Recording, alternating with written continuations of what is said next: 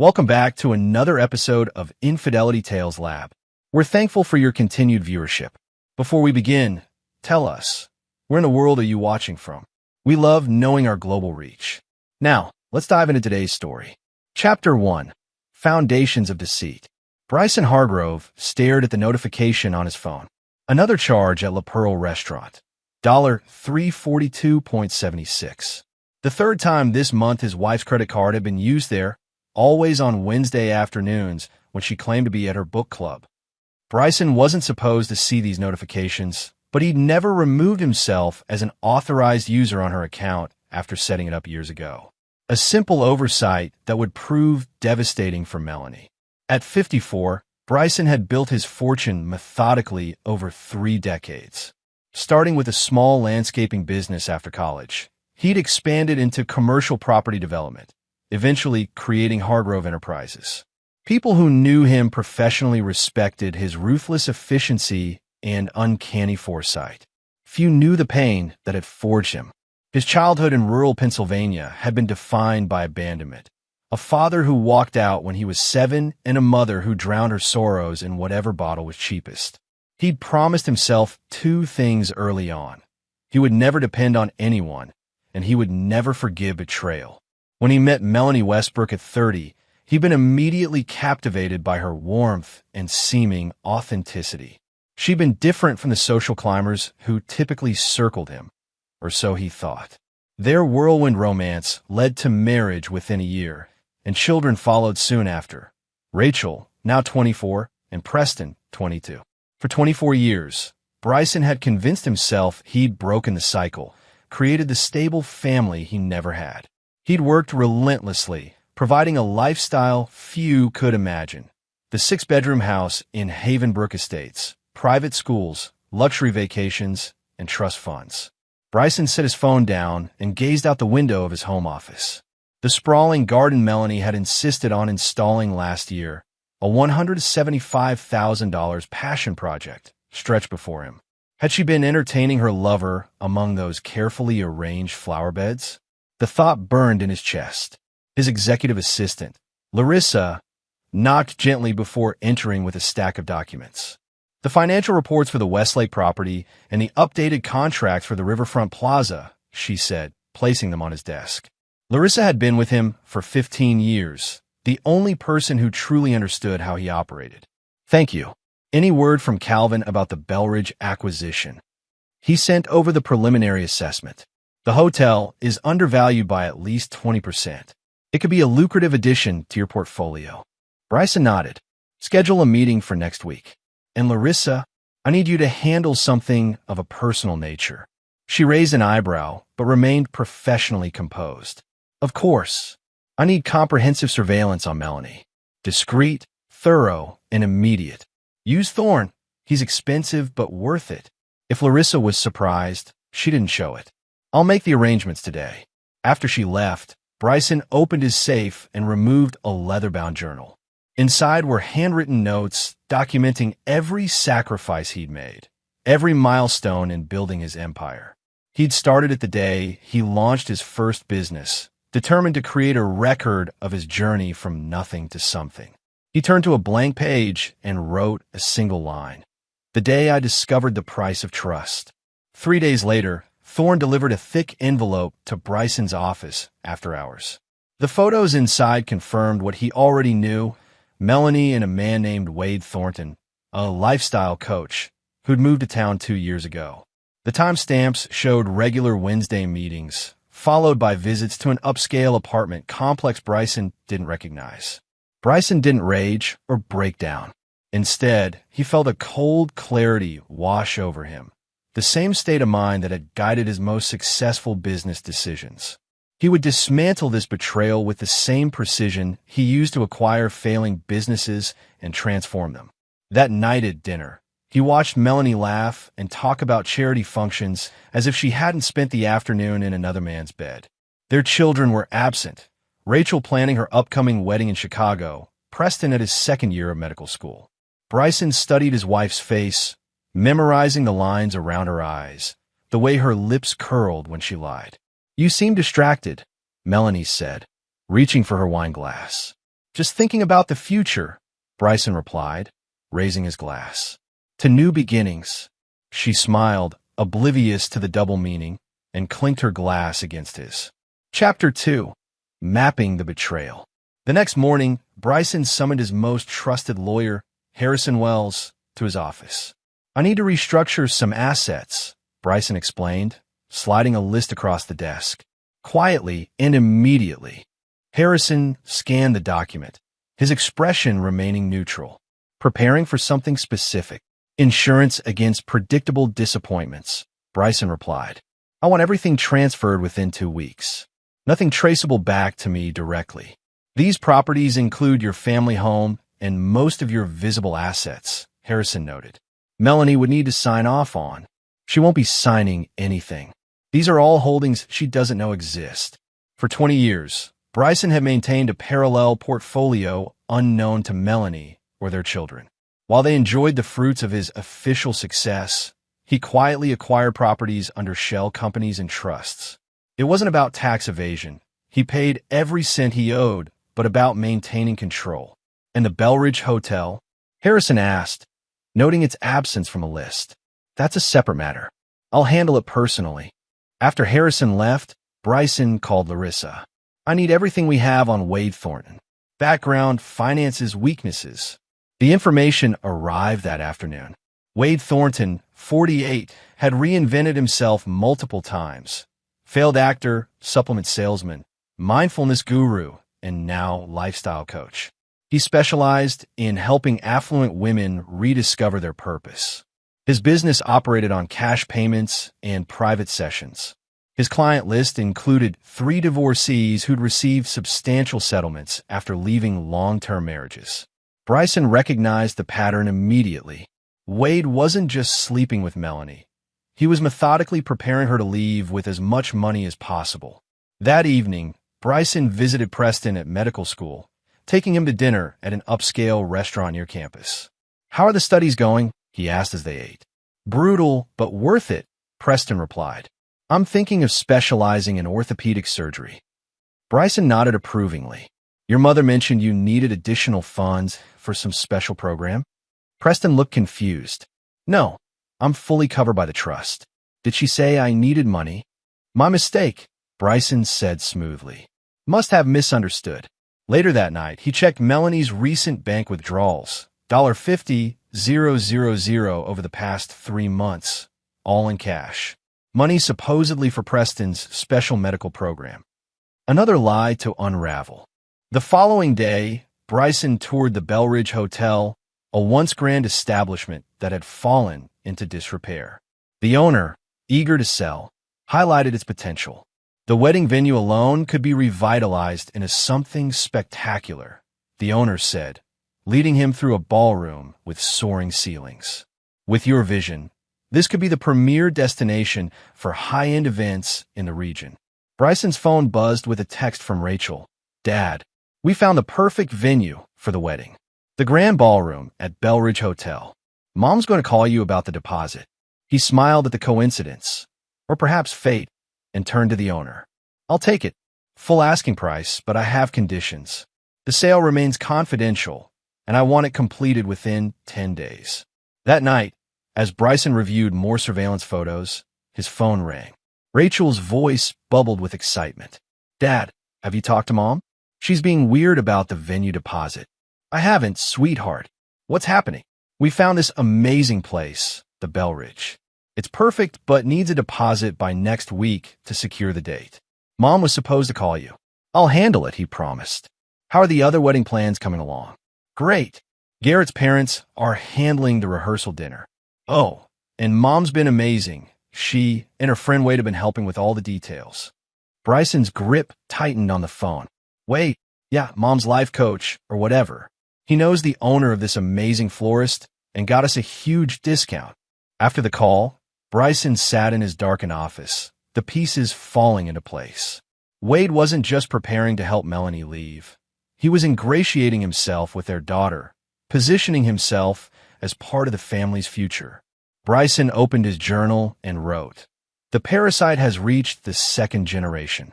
Extraction must be complete. Chapter 3. the first countermove.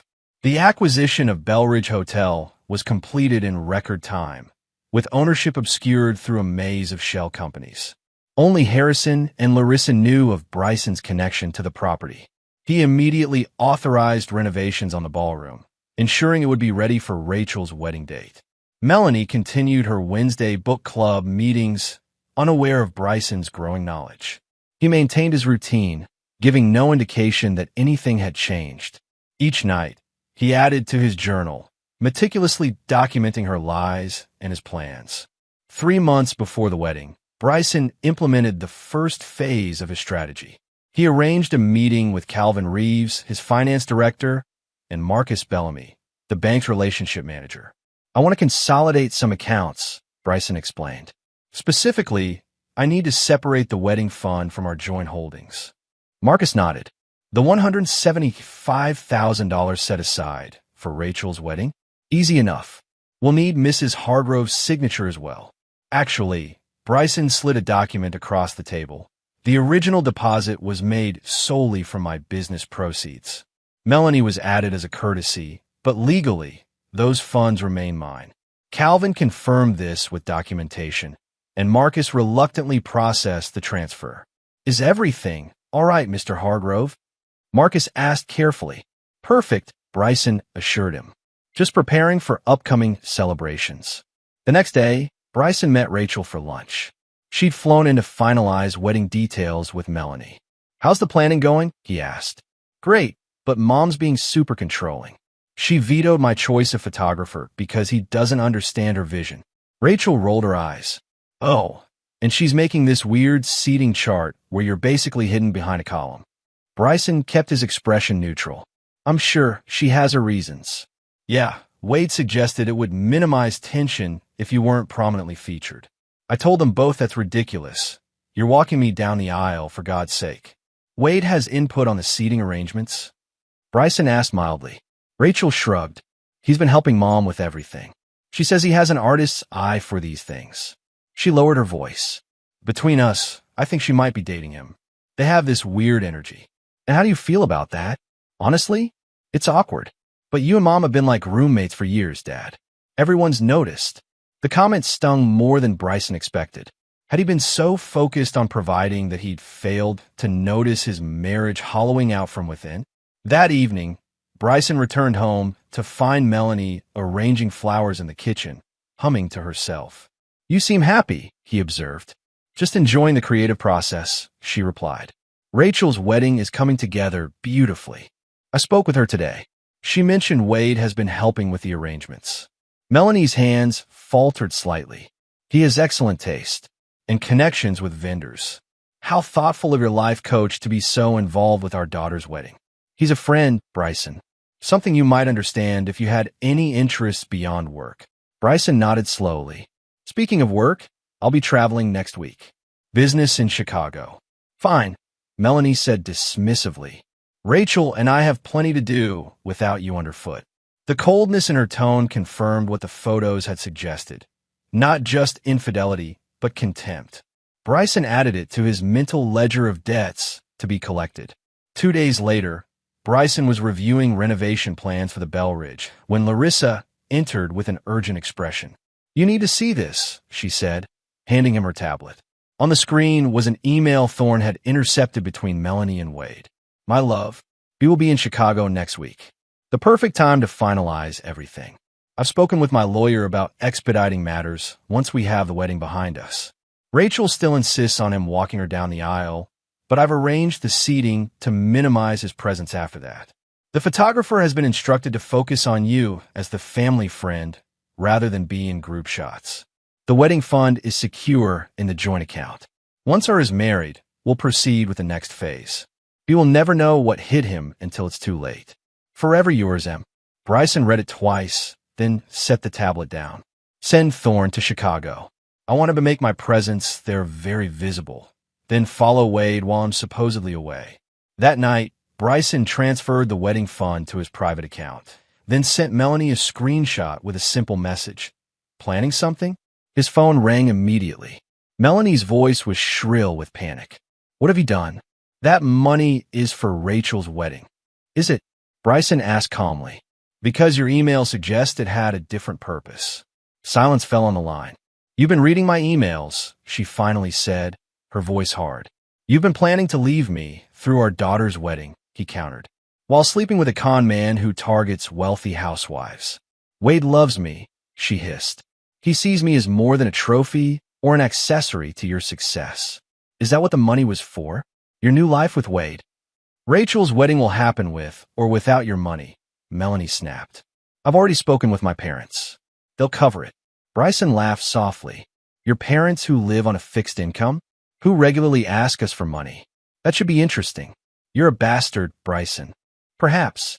But I'm a bastard who reads the fine print. Check our prenups sometime. Infidelity clauses work both ways. He ended the call and waited.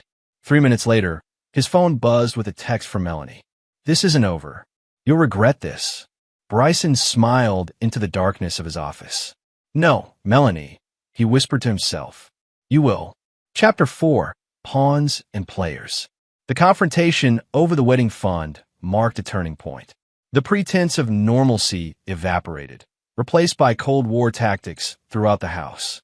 Melanie moved into the guest bedroom without explanation. Bryson doubled his working hours, returning home only to sleep.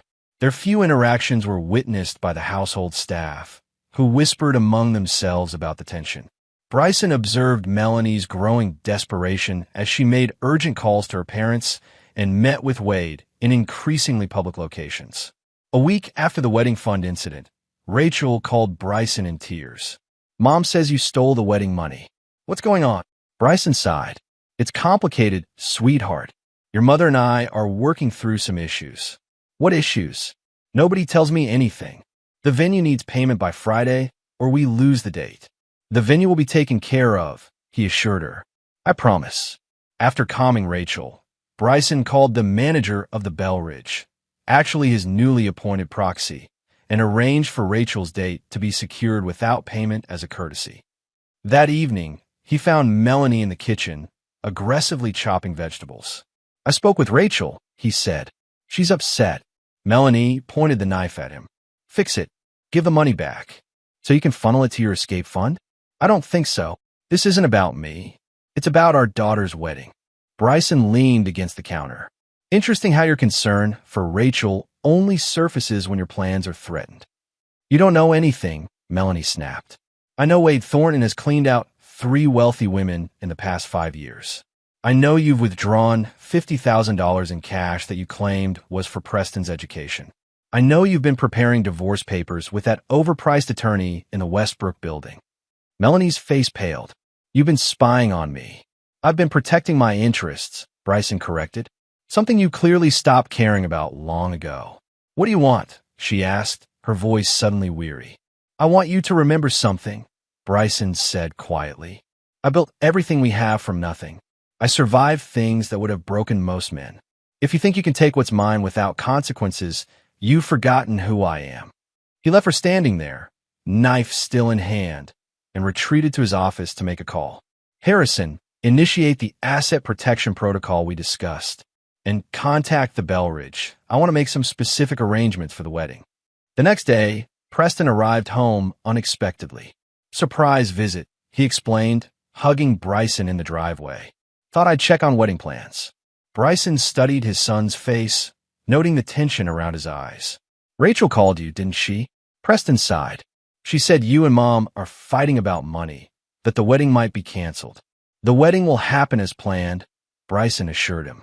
Your mother and I are having disagreements about certain arrangements. Inside, Melanie's face lit up at the sight of Preston. She embraced him fiercely, shooting a triumphant look at Bryson over their son's shoulder. Over dinner, the conversation remained superficially normal, though Bryson noted how Melanie repeatedly emphasized her contributions to the children's upbringing. Your father was always working, she reminded them. I was the one attending every game, every recital. Because someone had to earn the money for private schools and luxury vacations, Bryson countered mildly. Preston looked between them, confusion evident. What's really going on?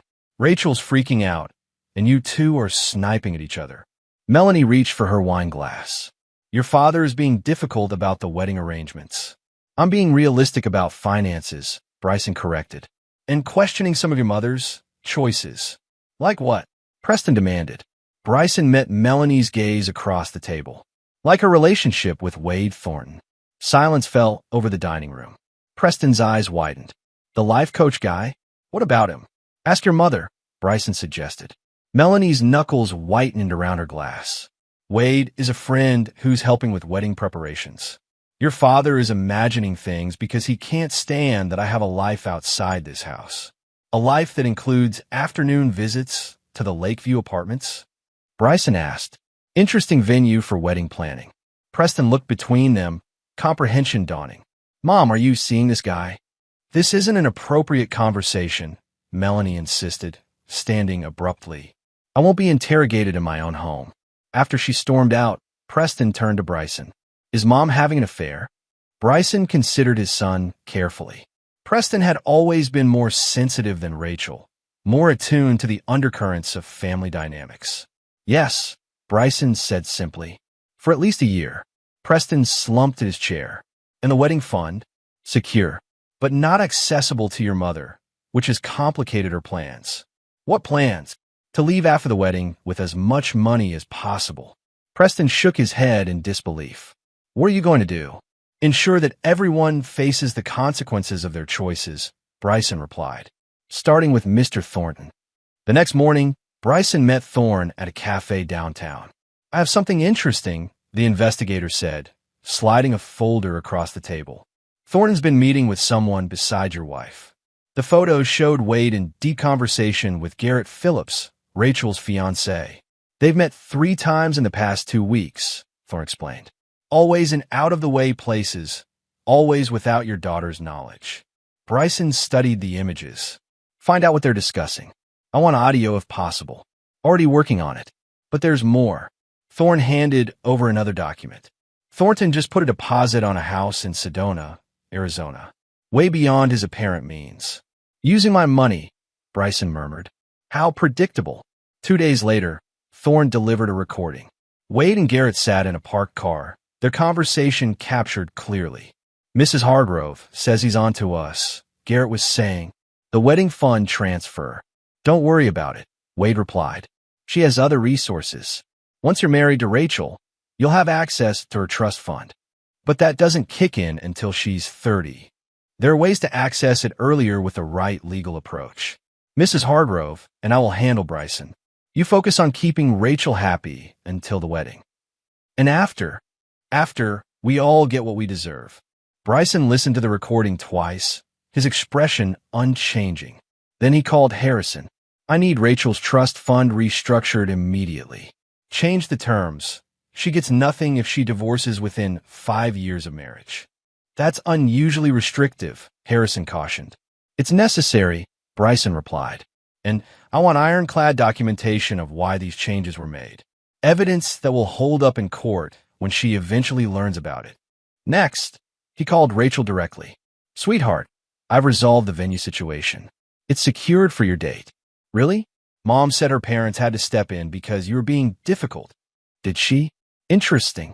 Actually, I handled it personally. I'd like to meet with you and Garrett tomorrow to go over some details. Dad, we're swamped with planning. It's important, Rachel. Trust me, the meeting never happened. That night, Melanie confronted Bryson in his office, face flushed with anger.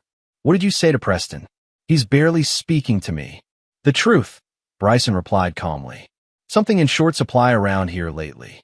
You had no right. I had every right. He's my son, and he deserved to know why his family is falling apart. Melanie jabbed a finger at him. You're the one destroying this family with your controlling behavior. You've never supported my independence, my growth. Is that what you call sleeping with Wade Thornton? Growth? He appreciates me. He sees me as a person, not a possession. Bryson laughed coldly. He sees you as an ATM, Melanie. One that's about to run dry. You're wrong about him. And you're wrong if you think you can control Rachel's wedding to punish me. Rachel's wedding will proceed exactly as planned, Bryson assured her. I made certain of it. Melanie studied him suspiciously. What does that mean? It means I've secured the venue. It means the wedding will happen, despite your attempts to use it as leverage. My parents haven't paid a dime, Bryson finished for her. The venue called me directly after your check bounced. This was a calculated lie. There had been no check, but Melanie's reaction confirmed his suspicions. She'd been bluffing about her parents' financial support. Fine, she snapped, but I'm still in charge of the arrangements. Rachel wants me involved, not you. By all means, continue planning. Just understand that I'll be there, front and center, watching my daughter get married. No hidden seating, no minimal photos. Melanie's eyes narrowed. We'll see about that. After she left, Bryson received a text from Thorne with a screenshot of a message from Melanie to Wade. He knows more than we thought. Need to accelerate the timeline. Talk to G about moving things forward with R. Once they're married, we proceed immediately. Bryson smiled grimly and added the message to his growing file. The pieces were moving exactly as he'd anticipated. Chapter 5. Shifting Alliances. As the wedding approached, the Hargrove household existed in a state of carefully orchestrated chaos. Melanie threw herself into preparations, constantly on the phone with vendors and making trips to the Bell Ridge to supervise details. She avoided Bryson entirely, communicating through notes left on the kitchen counter or messages relayed through the housekeeper. Preston returned to medical school after a tense week at home, his relationship with Melanie noticeably strained. Rachel remained oblivious to the deeper currents, focused entirely on her rapidly approaching wedding day. Bryson maintained his distance from the planning, allowing Melanie to believe she controlled the process. Meanwhile, he met regularly with the actual management of the Bell Ridge, implementing subtle changes to the venue that would become significant later. 1 month before the wedding, Garrett requested a meeting with Bryson at his office. I appreciate you making time for me, sir, the young man said, shifting nervously in his chair. With all the wedding stress, we haven't had much chance to talk. Bryson studied his future son-in-law with clinical detachment. Garrett Phillips, 26, came from modest means but had cultivated an image of success. His investment firm position had been secured through connections rather than merit, a fact Bryson had confirmed through discreet inquiries. What's on your mind, Garrett? I want to discuss Rachel's future, our future together. He cleared his throat. Mrs. Hargrove mentioned there might be some financial arrangements being adjusted before the wedding. Did she? Bryson leaned back, expression neutral. What specifically? Something about Rachel's trust fund. Mrs. Hargrove suggested I speak with you directly about ensuring its availability after we're married. The brazenness of the approach almost impressed Bryson. The trust was established when Rachel was born. It matures when she turns 30. Yes, but Mrs. Hargrove mentioned there might be provisions for earlier access in certain circumstances. For housing, education, or a husband's investment opportunities? Bryson suggested mildly. Garrett flushed. I wouldn't put it that way. But Rachel and I have dreams, plans that require capital. Fascinating. And when did you start discussing these plans with Wade Thornton? The color drained from Garrett's face. I don't know what you mean. Let's not waste time, Garrett. I know about your meetings with Wade. I know about Melanie's affair. And I know about the plan to access Rachel's money after the wedding. Garrett swallowed hard. Mr. Hargrove, there's been a misunderstanding. No misunderstanding, Bryson interrupted. But there is an opportunity. For you. What kind of opportunity? To choose the right side of this situation. Bryson slid a folder across the desk. These are records of Wade Thornton's past. 3 failed marriages, 2 bankruptcies, and several lawsuits from women claiming he defrauded them. Is that the man you want guiding your financial future? Garrett opened the folder hesitantly, scanning the documents inside. I didn't know. Clearly. You also didn't know that I've restructured Rachel's trust. If she divorces within 5 years of marriage, she gets nothing. And neither do you. That's not fair to Rachel. Perhaps not. But it's protection against predators like Wade and opportunists who might be influenced by them. Garrett closed the folder, his expression conflicted. What do you want from me? Information. A complete account of Wade and Melanie's plans. In return, I'll ensure your financial future with Rachel remains secure, provided your intentions toward my daughter are genuine. And if I refuse? Bryson smiled thinly. Then I share these documents with Rachel before the wedding, including transcripts of your conversations with Wade about accessing her money. The choice was clear. Garrett broke, revealing everything. Wade and Melanie planned to leave immediately after the wedding, using money she'd been siphoning from household accounts. Wade had convinced Melanie that Bryson had hidden millions she was entitled to. Garrett's role was to help them access Rachel's trust fund by claiming they needed it for a house purchase, then funneling a portion back to Melanie and Wade. They said it was only fair, Garrett finished lamely, that you've been controlling the family money for years. And you believe them? I didn't know what to believe. Mrs. Hargrove was so convincing about how you'd mistreated her.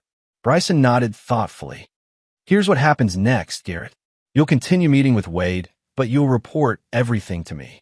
You'll convince him you're still on board with the plan. And you'll keep Rachel completely in the dark. What if I can't do that? What if they suspect? Then you're not the man I thought you were. Bryson stood, signaling the end of the meeting. For Rachel's sake, I hope you're smarter than you've shown so far.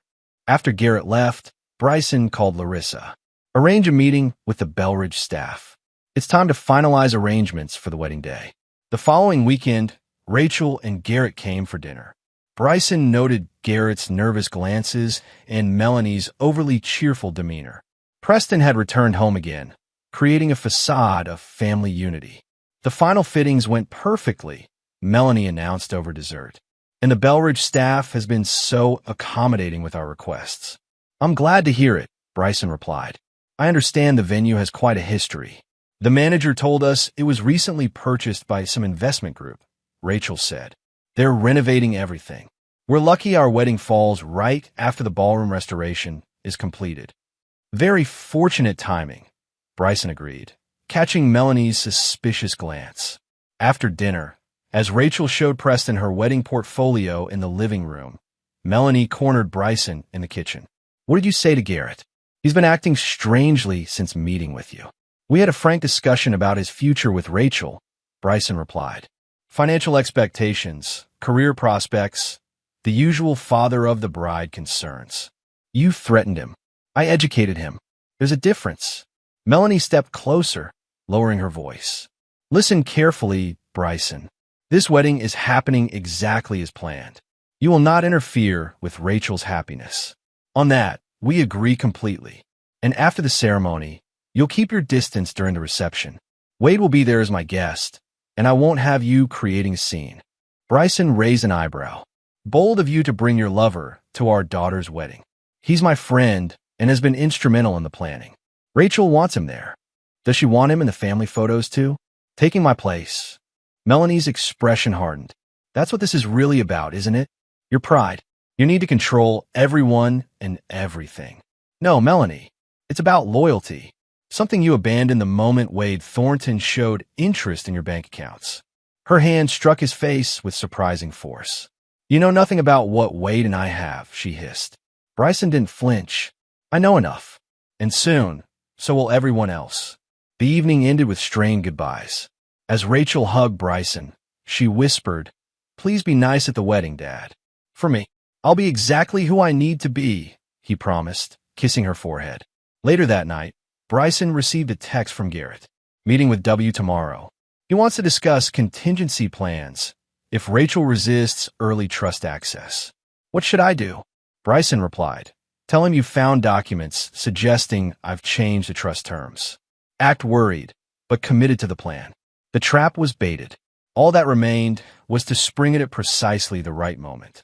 Chapter 6. The Breaking Point. 2 weeks before the wedding, tension in the Hargrove household reached unbearable levels.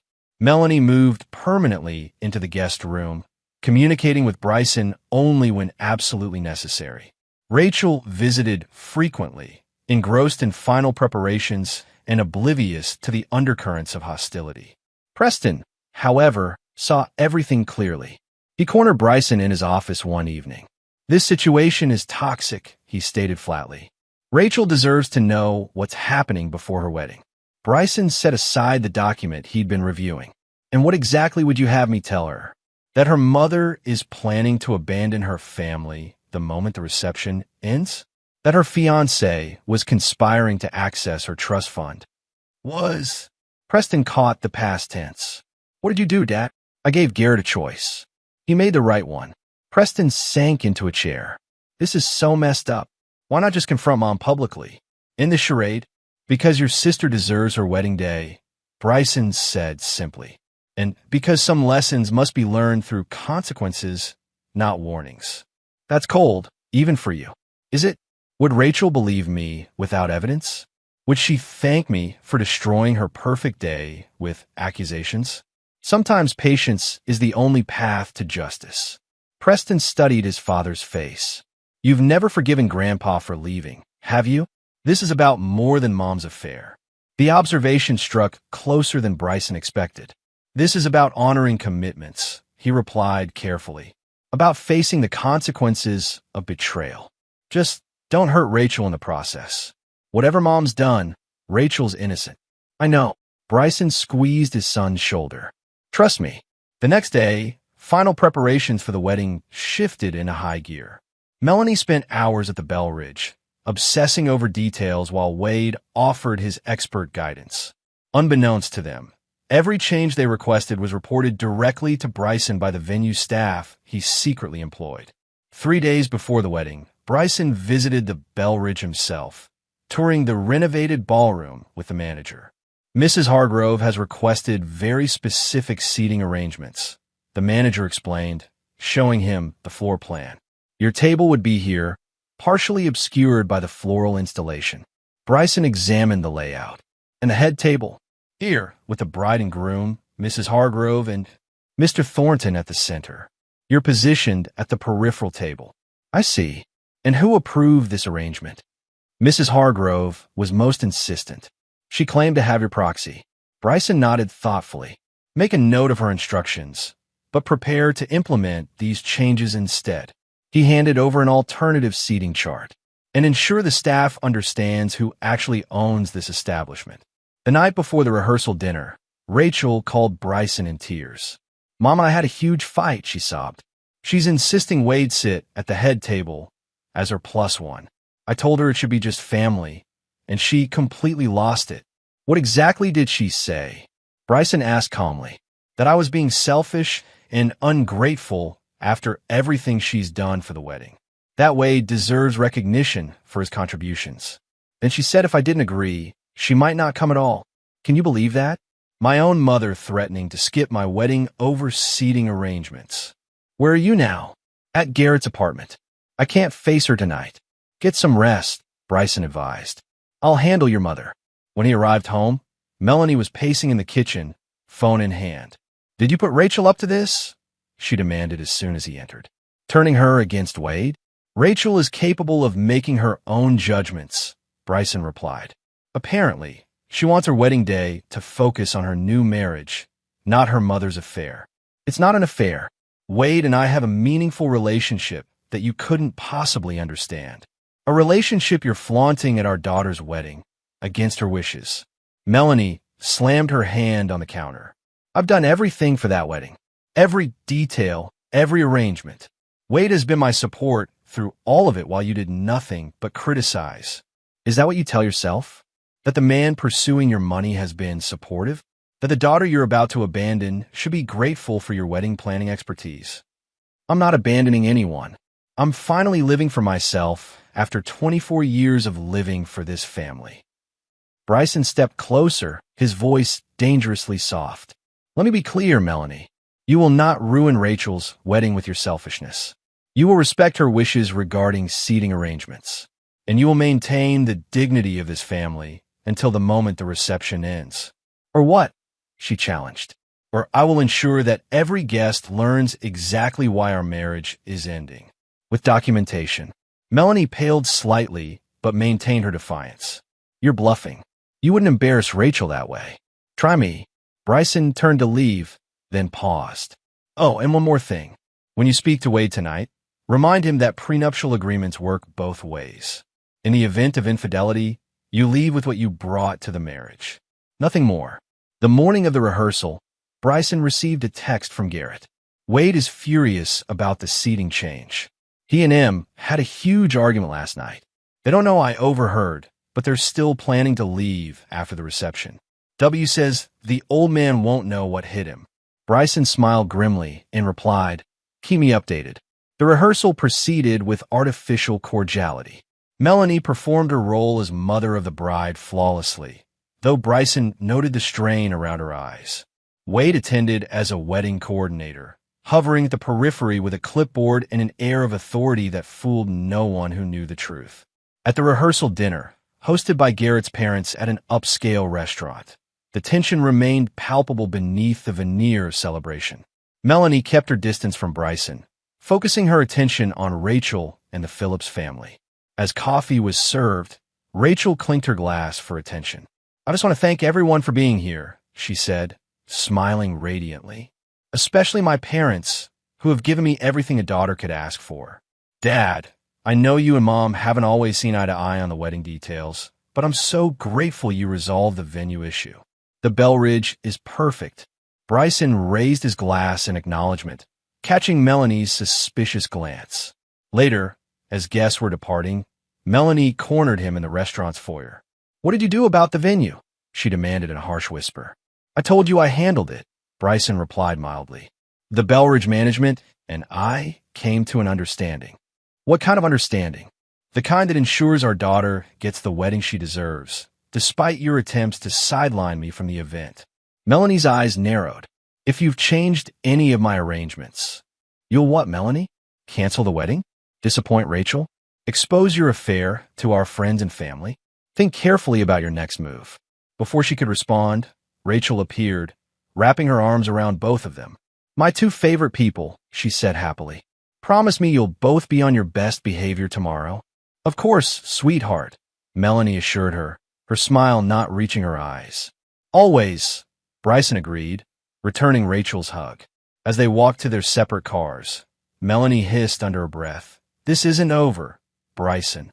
"No," he agreed quietly, "but it will be very soon." That night, alone in his study, Bryson received a final report from Thorne. Confirmation of airline tickets to Arizona in Melanie and Wade's names, departing the day after the wedding. The reservation at an exclusive resort, the newly purchased house waiting for them. He added the evidence to his file, then closed it with finality.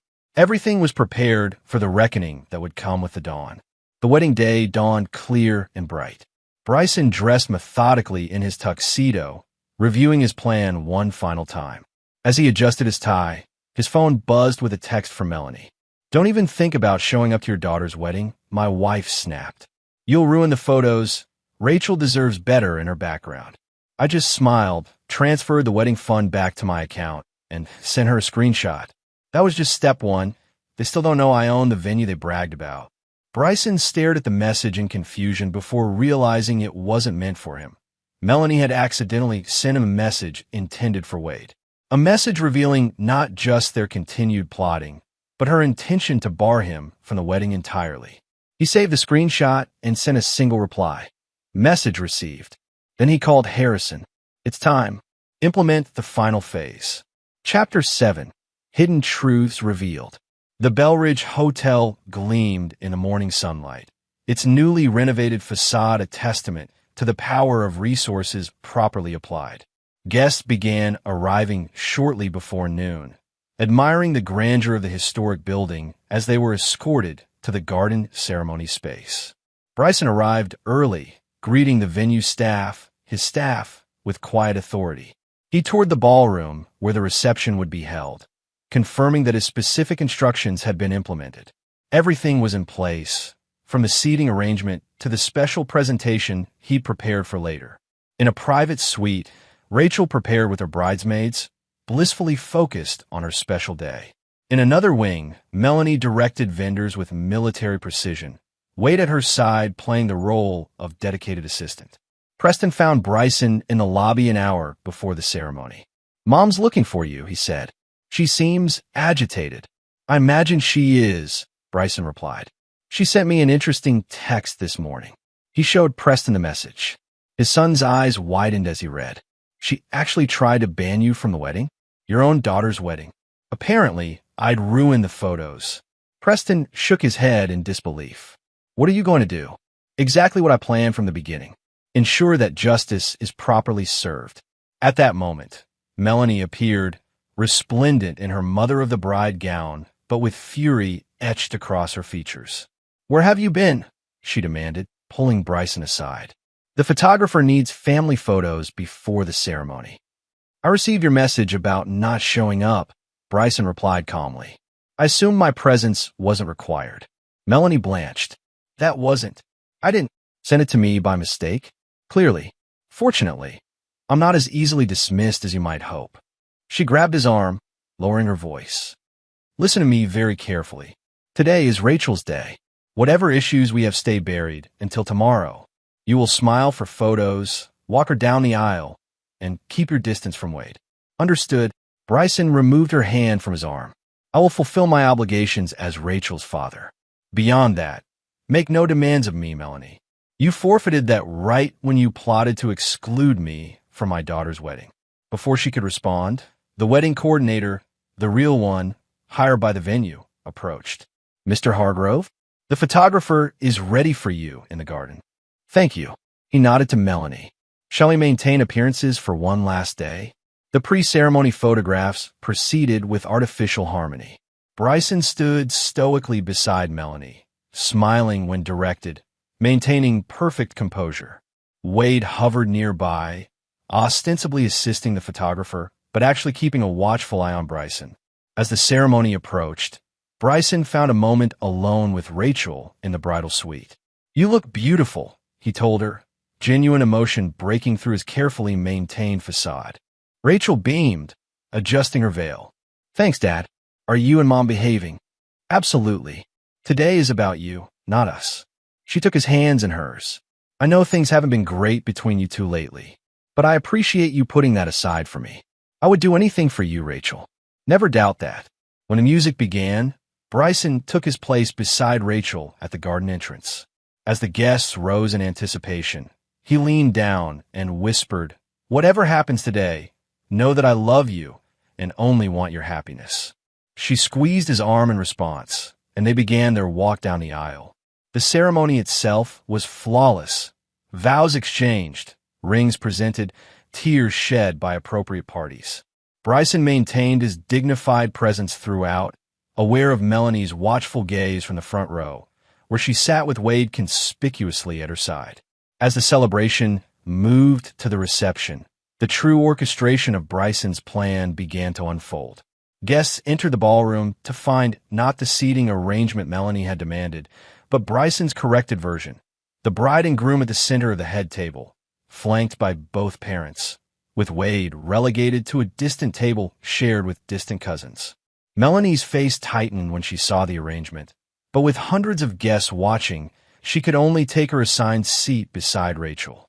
Wade, after a moment's hesitation, moved toward his distant table, shooting daggers at Bryson with his eyes. The reception began with standard formalities: first dance, toasts, dinner service. Throughout it all, Bryson maintained cordial conversation with guests at the head table, ignoring Melanie's frigid silence beside him. After the main course was cleared, the venue manager approached the microphone. "Ladies and gentlemen, before we continue with dancing, the owner of the Belridge would like to offer a special presentation in honor of the bride and groom." Melanie frowned in confusion. "What presentation? This wasn't in the schedule." Bryson merely smiled as the lights dimmed, and a large screen descended behind the head table. The manager continued, "Mr. Hargrove has prepared a tribute to the happy couple." A collective gasp swept through the room as the manager inadvertently revealed Bryson's ownership of the venue. Melanie turned to him, shock evident on her face. "You own the Belridge," she whispered furiously. "You bought our daughter's wedding venue without telling me." "Surprise," Bryson replied quietly as the presentation began. On screen, a montage of family photos appeared. Rachel growing up, family vacations, milestone celebrations. The assembled guests oohed and awed at the sentimental display. But then the tone shifted. Text appeared on screen. The truth behind today's celebration. What followed was a carefully edited series of communications. Melanie's email discussing minimizing Bryson's presence at the wedding, the accidental text about banning him entirely, Wade and Garrett's recorded conversation about accessing Rachel's trust fund, and finally, the airline reservations showing Melanie and Wade's planned departure the day after the wedding. The ballroom fell silent as the evidence mounted. Rachel stared at the screen in horror, while Garrett shifted uncomfortably beside her. Preston watched with grim satisfaction from a nearby table. And Melanie sat frozen, her carefully constructed facade crumbling with each damning revelation. When the lights came up, all eyes turned to the head table. Rachel was the first to break the silence. "Mom," her voice cracked with betrayal. "Is this true? Were you planning to leave right after my wedding?" Melanie struggled to find words. "Rachel, it's not what it looks like. Your father is manipulating. The evidence speaks for itself," Bryson interrupted calmly. "Every document, every recording, all authentic. I simply thought the truth should come to light before you embarked on your new life, Rachel. Some people aren't who they pretend to be." Wade stood from his distant table, attempting damage control. "This is outrageous. A complete violation of privacy and—" "Sit down, Mr. Thornton," Bryson commanded. "Unless you'd like me to share the background check detailing your history of defrauding wealthy women." The ballroom buzzed with shocked whispers. Rachel turned to Garrett, tears streaming down her face. "Did you know about this? Were you helping them get my trust fund?" Garrett took her hands. "I did, but I told your father everything. That's how he knew to protect you. I made a terrible mistake listening to them, Rachel. I'm so sorry." Melanie stood abruptly, her chair toppling backward. "How dare you humiliate me like this, Bryson? In front of everyone we know. How dare I?" Bryson's voice remained measured. "You plan to abandon our family, stealing our daughter's wedding fund in the process. You plotted to exclude me from her special day. You conspired with her fiancé to access her trust fund. And you have the audacity to speak of humiliation." Wade was making his way toward the exit, but found his path blocked by two security guards, Bryson's men, positioned there in anticipation. "Let me explain something to everyone here," Bryson continued, standing to address the stunned guests. "I built everything my family has enjoyed from nothing. I provided a life of privilege and opportunity. And in return, I expected only loyalty and honesty." He turned to Melanie. "You chose neither. So now you face the consequences of that choice, publicly and irrevocably." Rachel was sobbing openly now. "Why?" she asked her mother. "Why would you do this?" Melanie looked frantically around the room, searching for sympathy and finding none. "You don't understand what it's been like," she said desperately. "Living in his shadow, never having my own identity." "Save it," Preston interrupted, approaching the head table. "We all know the truth now. You were willing to hurt everyone, including your own children, for what? For him." He gestured toward Wade, who stood helplessly between the guards. Bryson nodded to the venue manager, who approached with an envelope. "Inside you'll find divorce papers," Bryson told Melanie, "already filed with the court. The terms reflect the infidelity clause in our prenuptial agreement. You leave with what you brought to the marriage, which, as I recall, was very little." He turned to Wade. "As for you, Mr. Thornton, I've taken the liberty of contacting the authorities in Arizona regarding certain financial irregularities in your past. They're quite interested in speaking with you." Wade paled visibly. "You can't do this." "I already have." Bryson turned back to the assembled guests. "I apologize for this unpleasant interlude during what should be a joyous occasion. The celebration will continue for those who wish to stay." He looked at Rachel, whose tears had given way to a stunned numbness. "I'm sorry you had to learn the truth this way, sweetheart. But better today than after they'd taken what was rightfully yours." The aftermath was chaotic. Some guests departed in embarrassment. Others stayed to witness the drama unfold. Melanie, humiliated beyond recovery, fled the ballroom with Wade close behind, only to find their belongings had been removed from the suite they'd shared and placed in the lobby, along with a single economy class ticket back to Havenbrook in Wade's name. The wedding reception continued in subdued fashion, with Rachel and Garrett eventually regaining enough composure to share their first dance. Bryson watched from a distance, his expression unreadable as he sipped his champagne. Preston joined him at the bar. Was all that really necessary? Couldn't you have exposed them privately? Would they have shown me the same consideration? Bryson asked. Besides, public consequences have a way of ensuring the lesson sticks. Rachel may never forgive you for turning her wedding into this. Bryson nodded thoughtfully.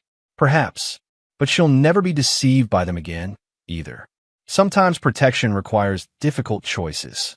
As the night wore on, the mood gradually lifted. By the time Rachel and Garrett departed for their honeymoon, genuine smiles had returned to their faces, tempered by the day's revelations, but determined to move forward. Bryson watched them leave, satisfaction mixing with a tinge of regret. The price of justice was high, but necessary. As he had learned long ago, betrayal without consequences only invited more betrayal. Chapter 8. Consequences and Calculations. The days following the wedding brought a whirlwind of aftermath. Melanie retreated to her sister's home in Connecticut, her reputation in shambles among their social circle. Wade disappeared entirely, fleeing to parts unknown after discovering that Bryson had indeed contacted authorities about his history of financial improprieties. Bryson returned to the quiet emptiness of his house, methodically removing Melanie's remaining possessions and placing them in storage. He worked with cold efficiency, erasing her presence from the home they'd shared for over 2 decades. Preston called frequently, concerned about his father's emotional state. "Are you actually okay?" he asked during one such call. "You've ended a 24-year marriage and publicly humiliated Mom in the span of a few months." "I'm fine," Bryson assured him. This was inevitable once her true nature revealed itself. "That's not a normal reaction, Dad. What would you prefer? That I fall apart? Beg her to return? Some betrayals can't be forgiven, Preston. You'll understand that someday." The truth was more complex than Bryson admitted. Each night, alone in his study, he reviewed the surveillance photos of Melanie and Wade, searching for the moment when everything changed. When had his wife of 24 years decided he was disposable? When had protecting his family transformed into dismantling it? 1 week after the wedding, Rachel returned early from her honeymoon. She arrived at Bryson's door unannounced, her expression a mixture of anger and confusion. "We need to talk," she said as he invited her in. They sat in the living room, the space between them heavy with unspoken recriminations. "You humiliated Mom in front of everyone I know," Rachel began. "You turned my wedding into a public execution." Bryson nodded, accepting the accusation. "I revealed the truth. Timing and method were my choice, yes. Why that way? Why not tell me privately? Give me a chance to process it. Would you have believed me without evidence? Would you have accepted that your mother and Wade were manipulating Garrett to access your trust fund?" Rachel looked away. "I don't know. Exactly. And by then, it would have been too late. The money would be gone. Your mother vanished to Arizona with her lover. You could have stopped them without destroying my wedding day. Perhaps. But remember who initiated this destruction, Rachel. It wasn't me who planned to leave immediately after your wedding. It wasn't me who tried to bar your father from attending. It wasn't me who conspired with your fiancée behind her back." Rachel's eyes filled with tears. "I keep asking myself what was real. Was Mom ever really excited about my wedding? Or was it all just cover for her escape plan?" Bryson moved to sit beside her, his voice softening. "Your mother loves you, Rachel. That part was real. But she made choices that placed her desires above your well-being. I couldn't allow that to continue. Garrett told me everything.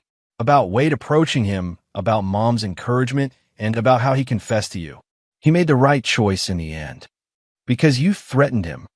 I gave him a choice," Bryson corrected. "He could continue betraying you or stand by your side honestly. He chose you." Rachel wiped away her tears. "This isn't how I imagined starting my marriage. Few things in life unfold as we imagine them. The question is how we respond to the reality we're given." She studied her father's face, searching for something in his impassive expression. "You don't seem hurt by any of this. 24 years of marriage ends, and you're just cold. What purpose would emotional displays serve? Would they change what happened? Would they undo Melanie's betrayal? It would show you're human, Dad." Bryson smiled faintly. "I'm very human, Rachel. But I learned long ago that allowing emotions to dictate actions leads to vulnerability. Your mother took advantage of that vulnerability in others, in you and Garrett, even in Wade himself. So what now? We just never speak to Mom again. That decision is yours to make. My path is clear. Rachel stood to leave, pausing at the door. Garrett and I are staying with his parents until we figure things out. I need time to process everything. Take all the time you need. The truth doesn't change with time, only our ability to accept it. After she left, Bryson returned to his office and made a call to Harrison. The divorce proceedings? He asked without preamble. Moving forward as planned, Harrison replied. Melanie's attorney has requested a settlement conference, but given the prenup and evidence of infidelity, they have little leverage. And the Sedona property Wade purchased traced back to funds Melanie withdrew.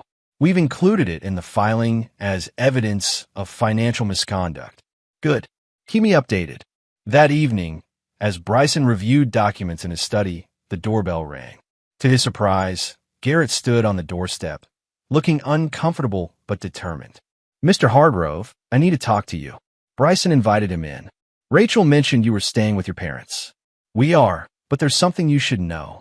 Garrett handed him a phone. Wade contacted me today. He wants to make a deal. On the screen was a text message. Tell your father-in-law I have information he wants. About Melanie's other plans. About people she contacted regarding his business. Meet me at Riverside Park tomorrow, 3 p.m. Come alone or no deal. Bryson's expression darkened. What other plans? I don't know. He wouldn't say, more over text. Why come to me with this? Why not go alone as he asked? Garrett met his gaze steadily. Because I'm done with secrets and lies. Rachel deserves better, and so do you. Bryson nodded, a flicker of respect in his eyes. You've made the right choice. Again, what will you do? Meet him, of course, but not alone. The following afternoon, Bryson arrived at Riverside Park 15 minutes early, accompanied by Thorne, who positioned himself discreetly nearby. At precisely 3 p.m., Wade appeared, looking considerably less polished than at the wedding. His designer clothes had been replaced by jeans and a rumpled jacket. His confident swagger diminished. You didn't come alone, Wade observed, glancing toward Thorne. Neither did you, Bryson replied, nodding toward a woman sitting on a bench pretending to read. Melanie couldn't resist being part of this, could she? Wade's surprise confirmed the guess. We need to talk about our mutual future. We have no mutual future, Mr. Thornton. We could. I have information you'll find valuable.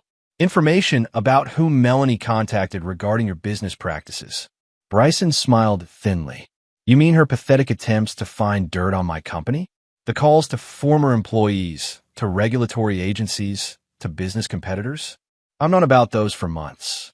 Wade's confidence faltered. Then you know she found someone willing to testify about irregularities in your land acquisitions. Fiction.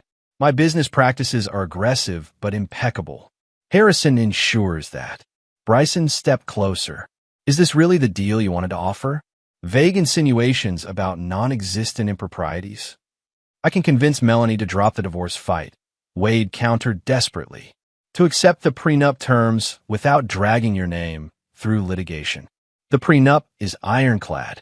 Her litigation would only further humiliate her. Bryson glanced toward Melanie's hiding spot. Is that what you want, Melanie? More public humiliation. After a moment's hesitation, Melanie emerged from behind the bench, her face tight with anger. You've taken everything from me, she said, approaching them. My home, my dignity, my children's respect. You surrendered those things willingly when you chose betrayal, Bryson replied. Don't blame me for the consequences of your actions. I gave you 24 years of my life, and I gave you everything money could buy. The difference is I honor my vows. Wade stepped between them. We're willing to disappear completely. No contest on the divorce, no contact with Rachel or Preston, no attempts to access any funds. In exchange for a reasonable settlement. Bryson laughed coldly. A reasonable settlement? You think you're in a position to negotiate. Everyone has a price, Wade insisted. Even you. True, but yours is far lower than you imagine. Bryson turned to Melanie. You'll receive exactly what the prenup stipulates. The assets you brought to the marriage, adjusted for inflation. Nothing more.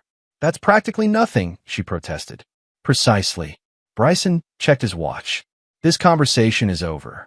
Any further contact will be through our attorneys.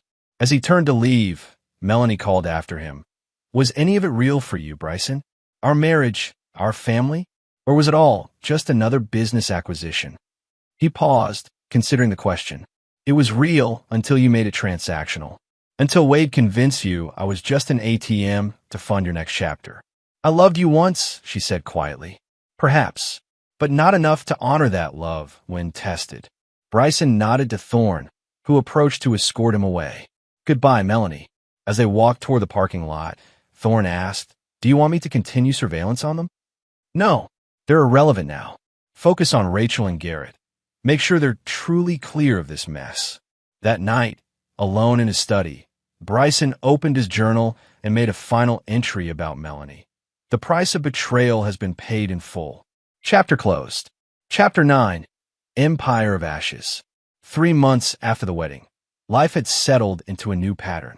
Bryson immersed himself in work, expanding Hargrove Enterprises with a series of aggressive acquisitions. The Belridge Hotel was renovated completely and rebranded as the flagship property of a new hospitality division. Preston returned to medical school, calling regularly but maintaining some emotional distance. Rachel and Garrett purchased a home in a neighboring town, rebuilding their relationship on more honest foundations. Their visits to Bryson were cordial but guarded. The divorce was finalized with minimal drama. Melanie accepted the prenuptial terms after her attorney confirmed the evidence against her made any challenge futile. She received a settlement that barely covered first month's rent on a modest apartment. Wade, facing potential charges in Arizona, disappeared entirely. On a crisp autumn evening, Bryson hosted a small dinner at his home, the first since Melanie's departure. Preston had returned for the weekend, and Rachel and Garrett joined them. The conversation remained carefully neutral, focusing on Preston's studies and Garrett's recent promotion. After dinner, as Bryson poured drinks in the living room, Rachel finally breached the unspoken boundary. Have you heard from Mom? Bryson handed her a glass. No, the divorce is final. There's nothing more to discuss. She called me last week, Rachel said cautiously. She's struggling. The money from the divorce barely covered her expenses for a month. Her financial situation is no longer my concern. Preston joined the conversation. She's living in a studio apartment and working as a sales associate at a department store. It's a pretty dramatic fall. Choices have consequences, Bryson replied. She chose Wade and his promises over her family. The outcome was predictable. She says Wade cleaned out their joint account and disappeared. Rachel continued. She has nothing left. Again, not my concern. Rachel set down her glass. You really feel nothing for her? After 24 years. I feel many things, Rachel. Disappointment, vindication, relief, but not responsibility for her current circumstances. She's the mother of your children, Preston pointed out, and she was willing to abandon those children for a con man with a smooth line of talk. Does motherhood absolve her of that betrayal? The siblings exchanged glances, recognizing the immovability in their father's tone. We're not asking you to take her back, Rachel clarified. Just maybe ensure she's not destitute. Bryson considered this for a moment. Your concern for her is natural. You're better people than she deserves. But understand this. Forgiveness without consequences isn't mercy. It's enabling. Melanie needs to rebuild her life on her own terms, just as she chose to destroy her old one. The subject was dropped, but later, as Garrett helped Bryson clear the dessert plates, he offered a different perspective. They still love her, you know, despite everything. Bryson nodded, as they should. My issues with Melanie shouldn't dictate their relationship with her mother. And what about you? Garrett asked hesitantly. Is there any path to, I don't know, not reconciliation, but peace? Peace comes from justice, Garrett. Justice has been served. I am at peace. The truth was more complex. In the quiet hours after his children left, Bryson found himself standing in what had been Melanie's garden, now neglected and overgrown. He'd instructed the groundskeeper to leave it untended, a physical manifestation of what happens when nurturing ceases. His phone rang, breaking the moment of reflection. An unfamiliar number. Mr. Hargrove? A woman's voice, professionally neutral. This is Mercy Hospital in Philadelphia. We have you listed as the emergency contact for Melanie Hargrove. Bryson's grip tightened on the phone. Ex-wife. What's happened? Mrs. Hargrove was admitted following a suicide attempt. She's stable but sedated. Hospital policy requires us to notify emergency contacts. I understand. Thank you for the information. Bryson ended the call, staring at the dying garden. He should feel something, he thought. Grief, perhaps. Concern. Instead, he felt a cold certainty that this, too, was part of the natural consequence of betrayal. The ultimate manipulation tactic, using self-harm to force a response. He called Preston first. Their son should know about his mother's condition. Then Rachel. Both immediately made plans to travel to Philadelphia. Neither asked if Bryson would join them. They already knew the answer. In the days that followed, Bryson received regular updates from Preston. Melanie was recovering physically but struggling mentally. The hospital was arranging psychiatric care. She kept asking if Bryson knew, if he had responded in any way. What should I tell her? Preston asked during one call. The truth, Bryson replied. That I was notified as her emergency contact. That I informed you and Rachel immediately. That my involvement ends there. That's cold, Dad. It's honest. Would you prefer I pretend concern I don't feel? Preston sighed. Sometimes I wonder if you ever loved her at all. The question lingered after they hung up. Had he loved Melanie? Certainly. He had believed he did. He had provided for her every material desire, protected her from hardship, given her a life of privilege. Was that not love? Or had it been, as she claimed in those final confrontations, merely another business transaction, stability and status for her, loyalty and family for him? A week later, Bryson received an unexpected visitor. Garrett arrived alone, looking uncomfortable but determined. Rachel doesn't know I'm here, he began. But I needed to talk to you man to man. About Melanie? About forgiveness. Garrett sat across from Bryson in the study. Not for Melanie's sake, but for yours. Bryson raised an eyebrow. You think I need forgiveness? I think holding on to this level of resentment comes at a cost. I've watched you systematically dismantle Melanie's life. The divorce, the public humiliation, cutting off all financial support. You've won every battle. At what point is it enough? An interesting perspective from someone who nearly betrayed my daughter for financial gain. Garrett flinched but held his ground. Fair point. But you gave me a chance to redeem myself, to prove I truly love Rachel. Shouldn't 24 years of marriage earn at least that much? The length of betrayal doesn't mitigate its severity. Quite the opposite. I'm not suggesting reconciliation or even direct contact. Just a recognition that she's the mother of your children. That complete destitution serves no one's interest, least of all Rachel and Preston's. Bryson studied the younger man thoughtfully. You've become quite the advocate for compassion. Rachel is devastated by her mother's suicide attempt. She blames herself for not helping more. And yes, she blames you for your inflexibility. And you think financial support would solve this? I think it would show your children that your capacity for vengeance has limits. That somewhere inside you, there's still humanity that transcends business calculations. After Garrett left, Bryson sat alone in his study for hours, contemplating the situation. Not from an emotional perspective, but through the cold logic that had guided him since childhood. Was his continued refusal to offer Melanie any assistance beyond the divorce settlement truly in his best interest? Or was it, as Garrett suggested, exacting a cost he hadn't fully calculated? Rachel and Preston were distancing themselves. His reputation in certain circles had suffered, not from exposing Melanie's betrayal, which most people understood, but from the ruthlessness of his response. Even Harrison had tactfully suggested that some minimal support might be strategically advisable to maintain family harmony. The next morning, Bryson called his attorney, set up a small monthly stipend for Melanie, enough to cover basic expenses for a modest apartment. No lump sum, no direct contact. The payments stop immediately if she attempts any publicity or litigation. A wise decision, Harrison approved. May I ask what changed your mind? Nothing changed, Bryson replied. This is simply the most efficient resolution to an ongoing distraction. He didn't mention Garrett's visit or the growing realization that his children's perception of him mattered more than he'd admitted. This wasn't forgiveness, it was strategic adaptation. That evening, he received a text from Rachel. "Preston told me what you did. Thank you." No further explanation was needed. The gesture, minimal as it was, had been registered and appreciated. Not a victory, but perhaps a small step toward repairing the damage to his relationship with his children. 1 month later, Bryson hosted a small gathering at his home to celebrate Preston's acceptance into a prestigious surgical residency program. Rachel and Garrett attended, along with a few close friends.